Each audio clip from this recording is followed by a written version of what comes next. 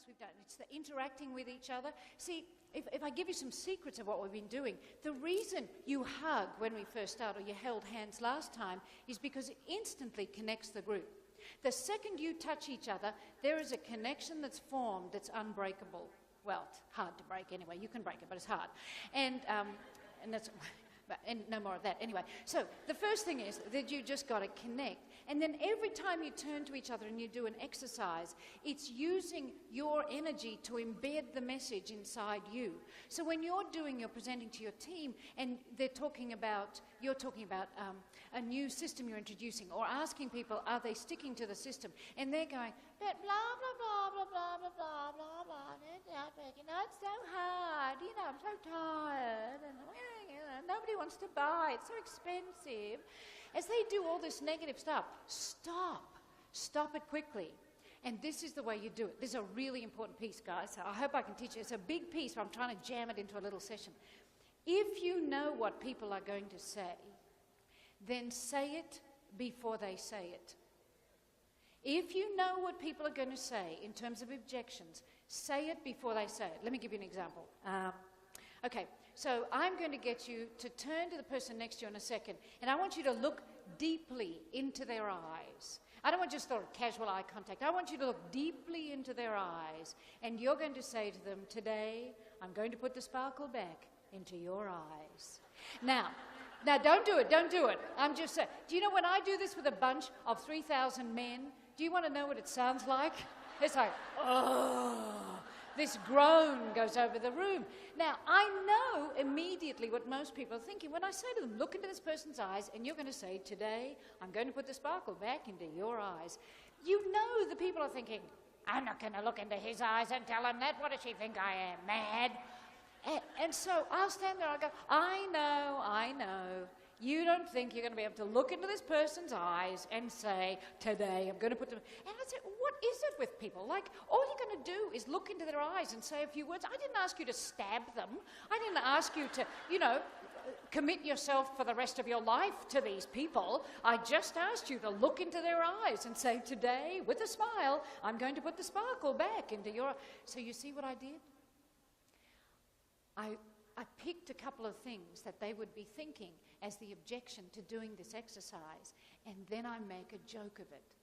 And so what you could do with your reps, they're sitting there and you're saying, and so we're all going to go out this week and we're going to make 25 calls a day. Now, what are they going to be thinking? 25 calls a day? What does she think? Doesn't she think I have a life? I have a life. I've got children, you know. I've got a husband. I've got to cook food. What a minute, 25 phone calls, that's going to cost me a fortune. Now, you know this is going to be going on in their heads. So what you do, you say, so our goal for this week, we're going to make 25 calls a day. Watch carefully. You're going to jump off that spot, jump over here and go, I know, you're thinking 25 calls a day, I haven't got time to scratch myself, let alone make 25 calls a day. And you do it just like this and watch them do exactly what you did, which is laugh. See, you want to acknowledge what they're thinking because then they let it go and they're open to you again. Does that make sense? I try to give you a big topic, and well, don't clap. We honestly haven't got time.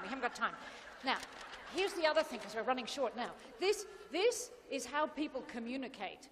All communication is in loops. What you do affects what the other person does, which affects you, which affects them, which affects you, which affects them. And so we go into this loop, right? There's always a loop.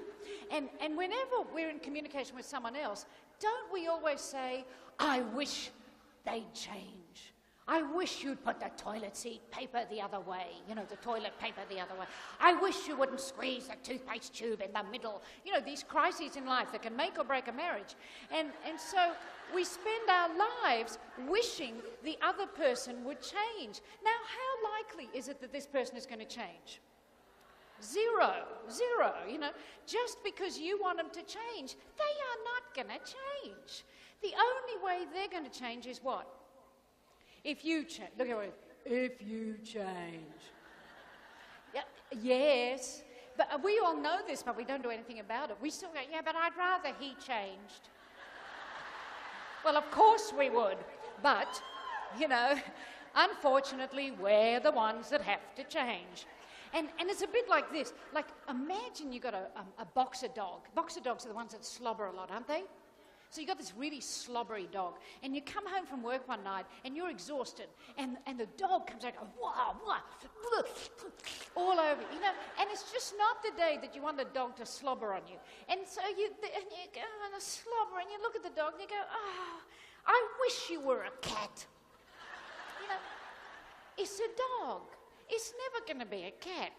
So when you're looking at someone else and you want them to change, you might as well look at them and go, I wish you were a cat.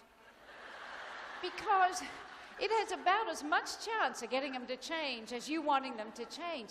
Because, and now, have you all got your little heart glasses? Get them out, guys, because I don't know what I did with mine. Anyway, I'll put the pig on my head. I don't know. Oh, there they are, here. Okay, I want you to punch, oh, thanks, guys. I want you to punch, thank you, here you are. Punch the glasses out. The glass, the plastic. It's plastic, really, it's not, you know. Oh, listen to that popping. Oh. Okay, put them on. Beautiful. Excellent.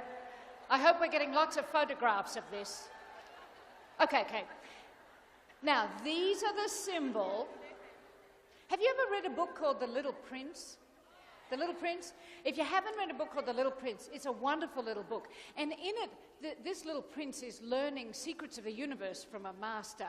And one of the most gorgeous pieces in the whole book, I think, is when the master says to the boy, it is only with the heart that one can see rightly.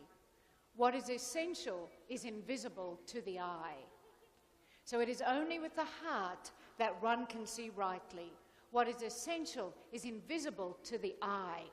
And the reason I got these guys is because when you're sitting with your group or you're at a party and you're thinking about trying to get some recruits happening, and you've got to have some kind of goal like that. You can't just sort of always swan through like, oh, let's just drink one cell, drink and with it. A little bit you can do that. But if you want to make it a business, you have to do something a little different. Pity, but you do.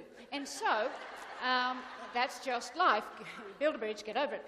And so with these glasses, I want you every so often to put them on. Like, for example, let's say one of your kids is driving you nuts.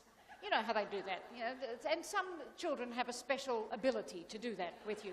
You know, there's always one that's very like you that can consistently drive you insane because they go, oh, look, there are 16 of Mum's red buttons. Which one will I push today? And so when they come near you again, they're doing that. I want you to put these on. I want you to put these on, walk up to your child.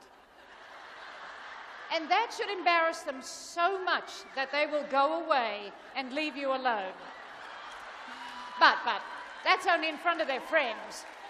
But seriously, put these on when you're thinking about your child and try to look through your heart. And with your, let's say you've recruited a few people, you know, and you've got, say, I don't know, 2 reps that really are depressing you. Like every time you go near it, it's like, you know, and they go, everything's so hard, nothing works. And you know, they've only got to do that a couple of times, and you're already in your head. And you're thinking to yourself about them, I'm going to kill you now. They know it, you know, and it just makes it worse. So I want you to get out of judgment and put these on and try to find something good about that other person. Look deeply into them and see if you can find the quality that is essential.